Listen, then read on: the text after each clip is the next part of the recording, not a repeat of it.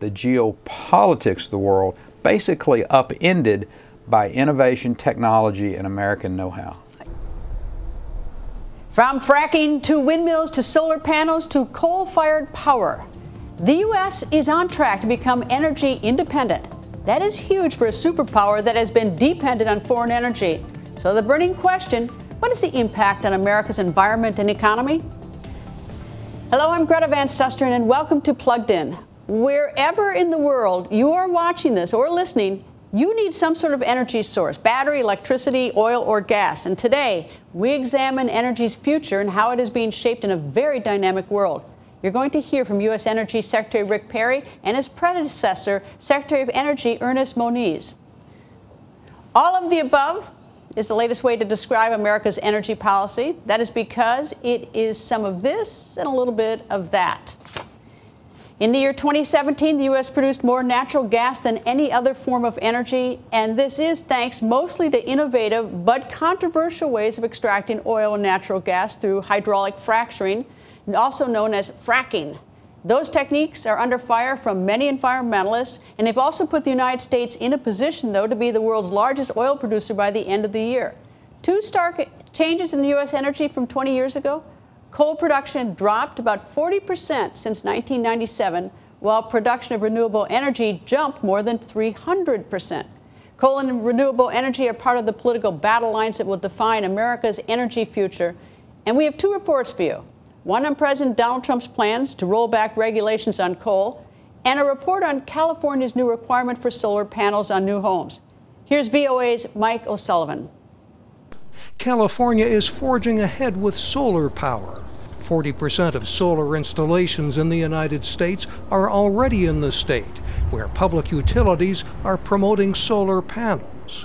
Over 250,000 of our customers, residents and businesses, already have solar installed at their properties. And we're increasing that number by 4,000 to 5,000 new connections a month. The new mandate will make solar power nearly universal, just as clean energy sources are becoming cheaper.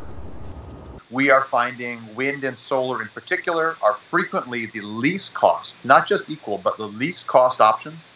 Arizona just did a bid, a tender, and solar came in at under 2 cents per kilowatt hour. The next closest competitor was dirty, air-polluting coal at over twice that price. Critics complain that the solar power mandate will push up construction costs by nearly $10,000 for the average home. It's worth it for homeowners, says a solar power expert. If they don't have to do it, they can save a little bit in the short term in construction, but it's penny wise and pound foolish, certainly from a societal point of view. SIDA says solar power produces no polluting emissions, and that homeowners will be able to recoup their investment through greater energy savings. State officials have promised to cut 1990 emission levels 40% by the year 2030. Mike O'Sullivan, VOA News, Los Angeles. You can do a lot of things to those solar panels, but you know what you can't hurt? Coal. You can do whatever you want to coal. Trump's plan abandons the previous administration's goal of scaling back U.S. reliance on coal and reducing the nation's carbon emissions by a third by the year 2030.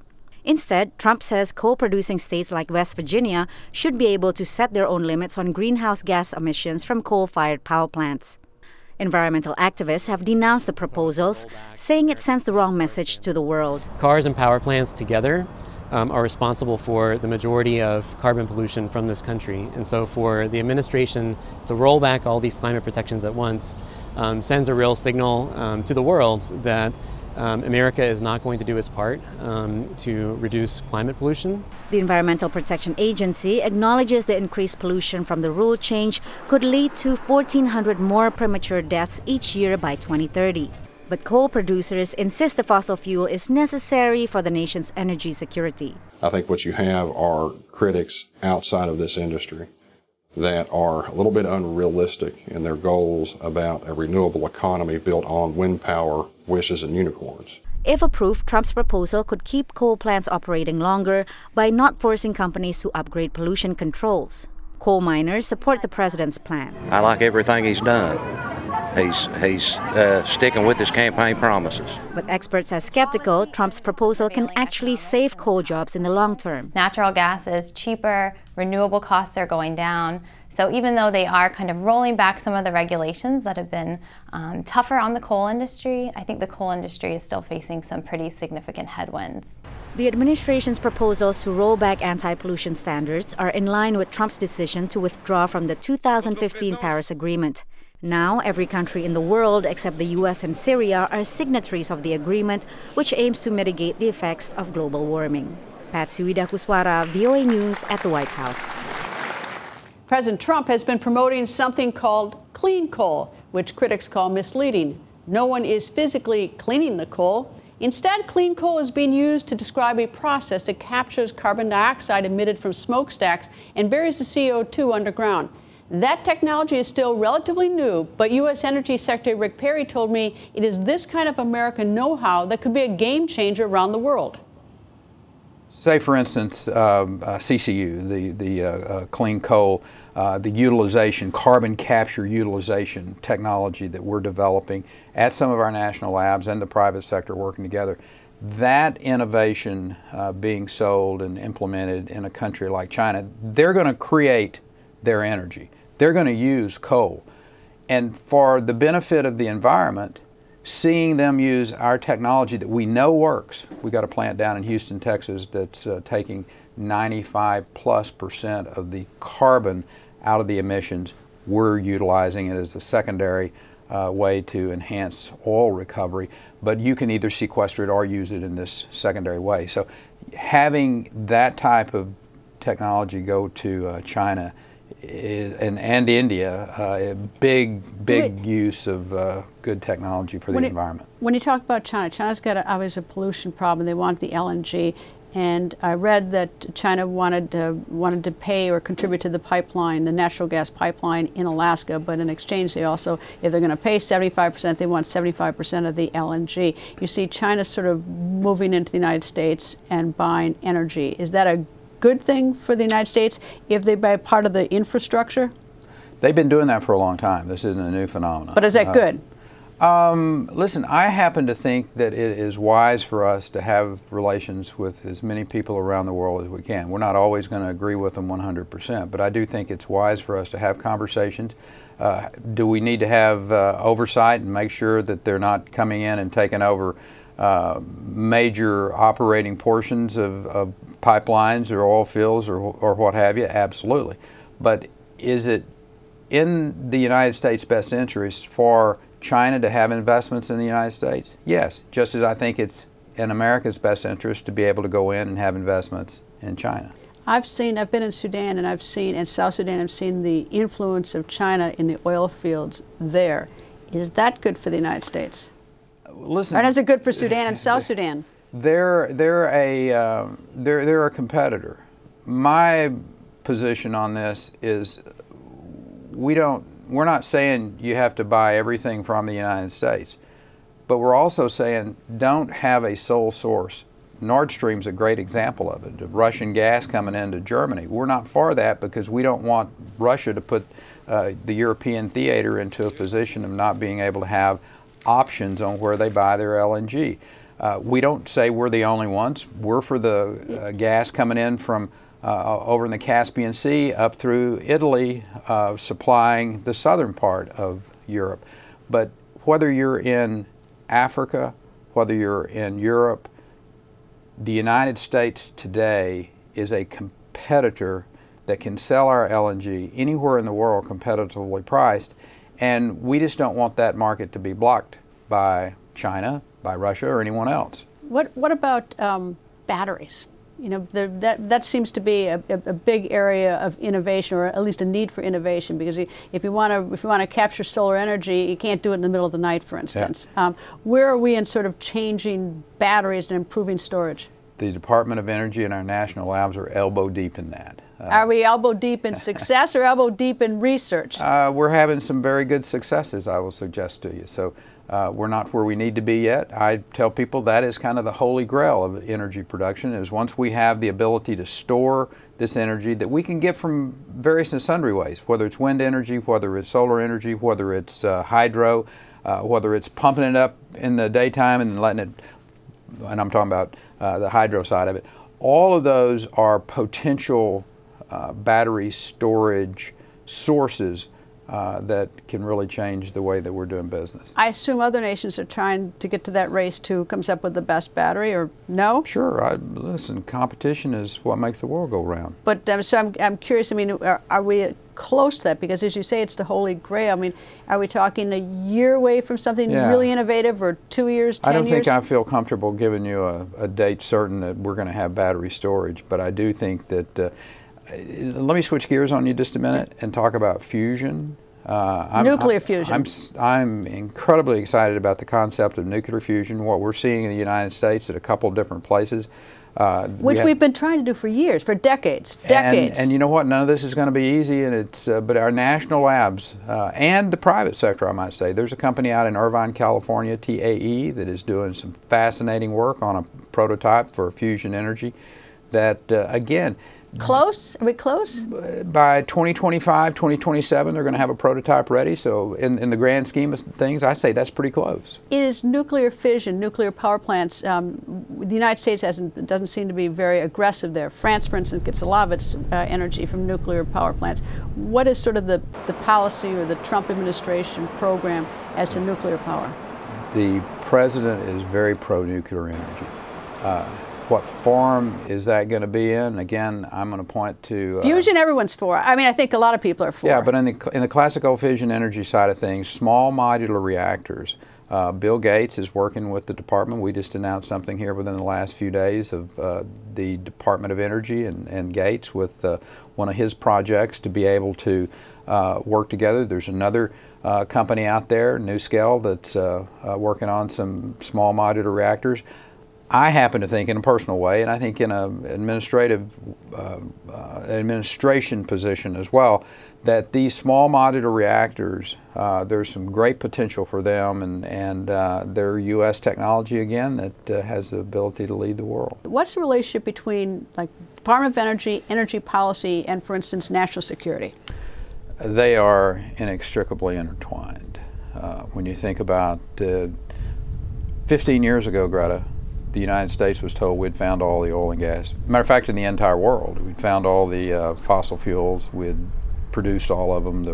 This was the decline curve, and there wasn't anything you could do about it. Even if you were able to find new reserves somewhere, the cost to produce them would be exorbitant. Well, innovation, and some of that innovation coming out of our national labs, I might add. Hydraulic fracturing, which was a private sector innovation, working with some of our universities. The ability to keep the polycrystalline on the drilling bits, that was a national lab innovation. Those two together changed the world. Hydraulic fracturing, directional drilling, and today the United States, that 15 years ago was relying upon other countries who might not have had our best interest in mind for our energy resources. Today we're selling American LNG to 30 different countries on 5 continents. The geopolitics of the world basically upended by innovation, technology, and American know-how. America's world-leading innovation system also gives Secretary Perry's predecessor reason to believe the U.S. is well-positioned for the future. Ernest Moniz was Secretary of Energy under President Barack Obama.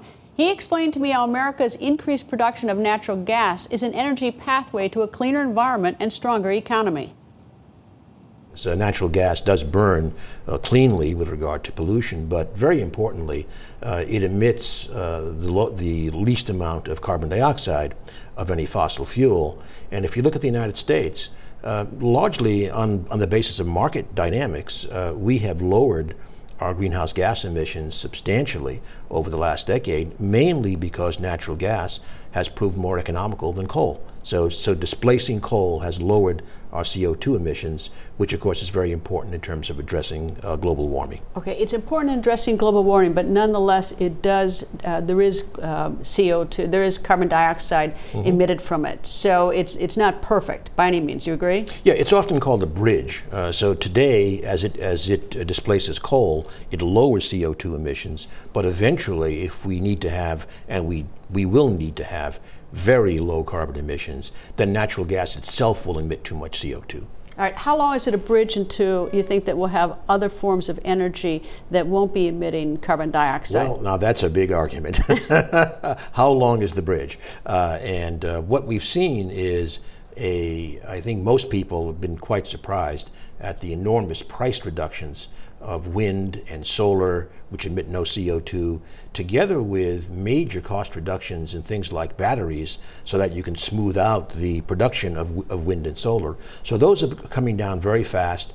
They are growing very fast, but still quite small. So to give you a number, in the American economy now, gas is providing roughly 35% of our electricity. Wind and solar combined are between 8 and 9%. So they are growing more rapidly, but they're still quite small. And so I'm not going to say whether it's 10, 20, 30 years, but certainly gas will continue to play an important role, in my view, in our energy system. All right, when you talk about bridge to like solar or to wind, you're speaking about the fact that we may not, if you don't have any sun for a number of days, you've got a problem in terms of energy storage, and you talk about batteries. Right. What is the status of batteries? Because if we had great storage, that may sort of shorten that bridge. Correct. Now, and that's happening. The cost of batteries have come down by a factor of 2, let's say in the last 7, 8 years, and I expect another factor of 2. However, this is very important, and we see many states now requiring storage there to be able to shift when solar supplies the market. But typically these shifts are measured in hours. We have to be prepared for an energy system to have times when the sun doesn't shine for a long time or the wind doesn't blow for a long time. So that's why I believe, this is another reason why I believe something like gas will play an important role, because in effect any fuel like natural gas is a way of storing energy, but you're not subject to the issue of only a few hours with batteries. So batteries are going to improve, the storage times will improve, but economically I believe for the longer term storage, days, weeks, we will need something like natural gas as a complement to renewable. Now, the United States has played an important role, a growing role over these last years now in beginning to export LNG, as has Australia, Qatar, a big exporter. So the LNG global market is developing. Very importantly, the United States coming into the market and Australia coming into the market, etc., has really begun for the first time to create what looks like a global market in natural gas, as opposed to very long-term contracts signed between supplier and user. So it's a whole different ballgame, and it's another story. But let's just say I think the United States entry into the LNG market, and we will be building up substantially over the next two years. It is also good for energy security, especially of our allies in Europe, for example. They have been very dependent upon natural gas from Russia. They still are, but there are now many more opportunities for sourcing natural gas, and so it's good for the environment right now, and it's good for energy security. It's certainly good for our economy. It's interesting. I mean, when I was in college, everyone had great hope for solar energy, and solar energy has come a long way since then. But it's not. It doesn't look like it's going to solve the entire energy problem in the United States. At least, not going to provide all the needs for consumption. But you've got wind, you've got water. I guess is it the best that people can hope for as we get greater command of those, learning how to harness those and store them, that we'll see less of a need for the bridge for the natural gas, for instance, or even the coal. Well, it could shorten the bridge, if you like, with natural gas. But what I want to emphasize is, look, I think, by the way, I've been like you. I've been very bullish on solar energy for a long time, and I think renewables more broadly are certainly going to continue to take a bigger and bigger market share, and that's great. But I've been called an all of the above person. I believe that addressing the very low carbon challenge, which is absolutely central, and I believe we the world, we are going there. How fast is the issue? But in going there, I believe we need to provide all the possible tools to get there, because different countries and different regions of our country have different resources, have different public attitudes. They will have a different mix of technologies to reach low carbon. So, in addition to renewables, we already talked about nuclear, we need to look at capturing carbon dioxide after it is released from combustion, say of natural gas or coal, and develop the technology for either utilizing that CO2 in a large way in products. Any ideas? Oh, there's lots of ideas. Nothing is out there yet. There's ideas from including it in building materials, for example, all the way to, shall we say, holy grail ideas of take carbon dioxide, sunlight, and water and produce a liquid fuel from it. I mean, it's done in the laboratory, but it cannot be done yet, at least, at scale and at cost. Energy is national security. In terms of the current administration versus the last administration, are we on par? Are we just as secure? When we look at energy as a national security issue, are we more secure, or can't even quantify it that way? I think America's energy security is in a very, very good place, and has been for years.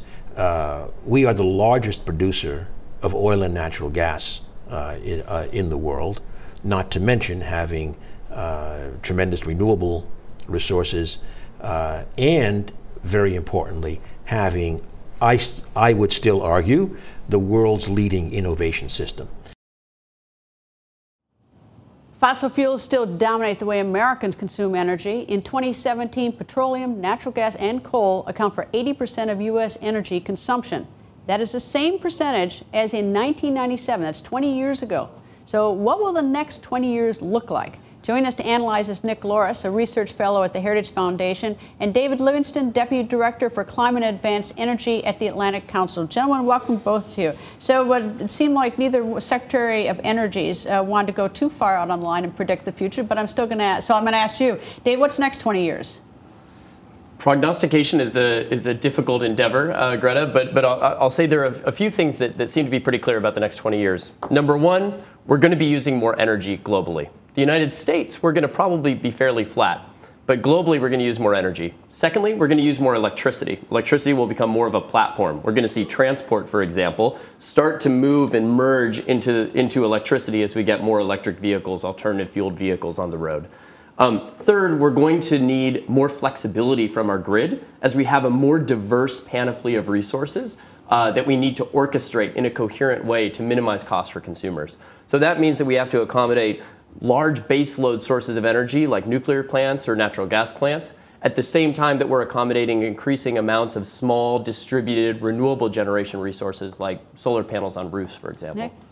Yeah, natural gas looks like it's here to stay, but you have so many diverse energy resources contributing to meeting not just America's energy needs, but the world's energy needs. And that's how it should be. It shouldn't be presented as a problem, but really an opportunity, because we spend more than $3 trillion globally on energy, transportation fuels, electricity, every single year. So there's room for everyone to play here. Why should, if you're watching this show on the African continent right now, why should you care about the U.S. policy on energy?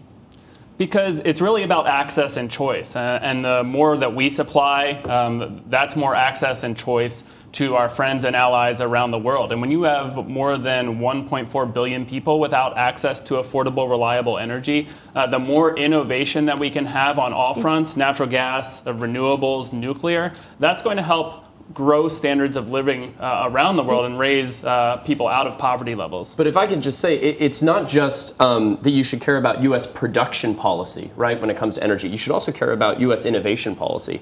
I mean, you know, if you look at, like Secretary Perry was talking about, the battery research that's being done in national labs and public-private consortiums right now. To me, the battery seems like almost everything. If you can store renewables, then we can get rid of the other issues in a perfect world. But he also talks about clean coal. But is that realistic? I mean, are we just in the innovative period of time? You've got recapturing CO2, which is what Secretary Moniz talked about. I mean, are those realistic?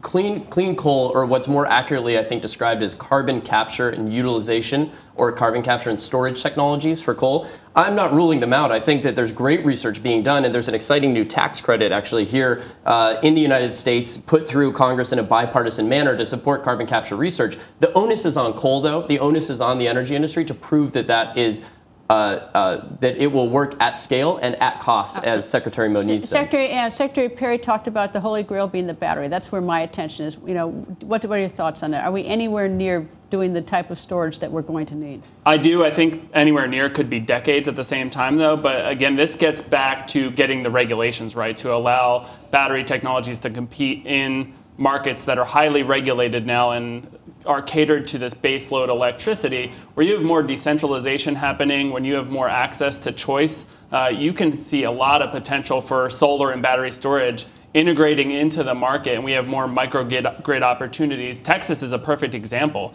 where electricity rates have soared down, and it's, again, room for everybody. That it's not just natural gas there, it's not just coal. You're seeing a penetration of renewables at really exciting rates. We only have a few seconds left. China is obviously using a lot of coal, and they've got an environmental crisis there. So, I mean, not that the whole world doesn't.